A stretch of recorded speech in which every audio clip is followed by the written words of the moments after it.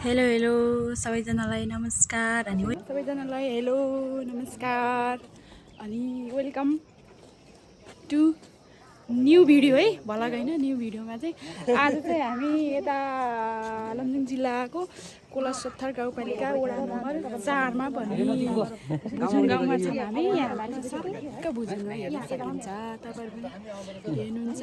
यहाँ रमाइलो छ, यता माथि गाउँहरु हुन्छ, यता तलतिर हुन्छ।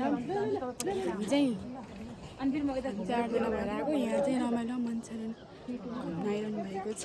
तपाईहरु पनि घुम्न आउनुहोला।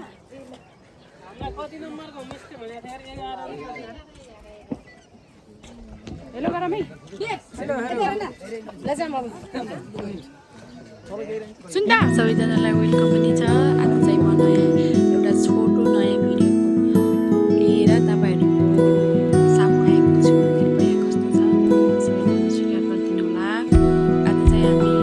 आज चाहिँ म अथवा हामी मर्सेङ लमजुङ जिल्लाको कोलासत्थर गाउँपालिका वडा नम्बर 4 मा पर्ने यो भुजुङ गाउँ जहाँ कि घलेगाउँबाट घलेगाउँ घुमेर नि आउनु मिल्यो, तर घलेगाउँ नघुमिकन जान्छु भन्दा पनि मिल्छ है।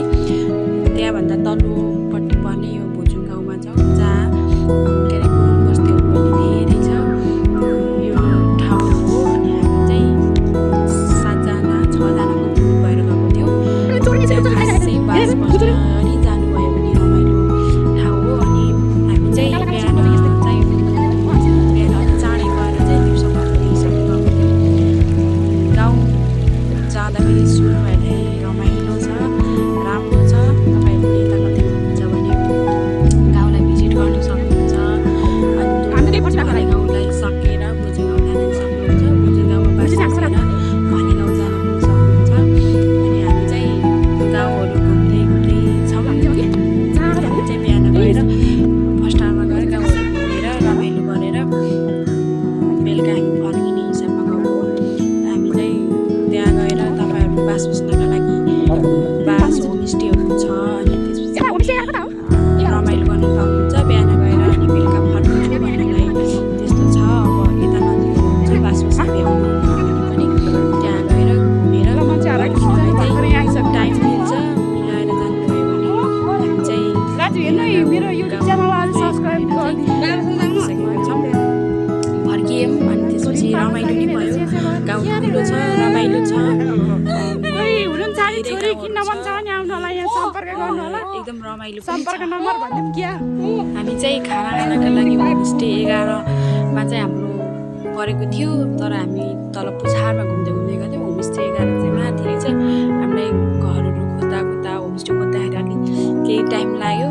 हामी त्यहाँ चाहिँ होमस्टेमा खाना पाकी खाइवरी नाचगान सुरु गऱ्यौँ।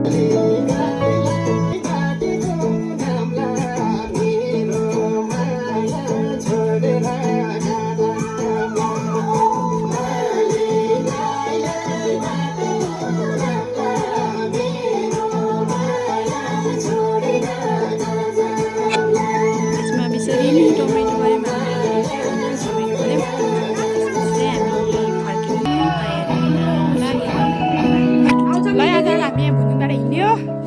सबैले बिदाई गरियो ल।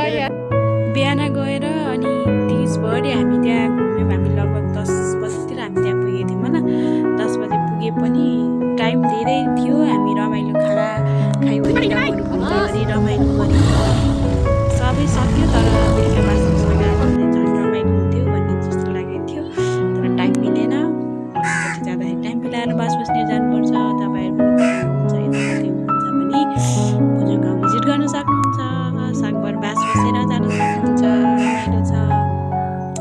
तपाईहरु पनि भुजुङ गाउँ भिजिट गर्न आउनुहोस्।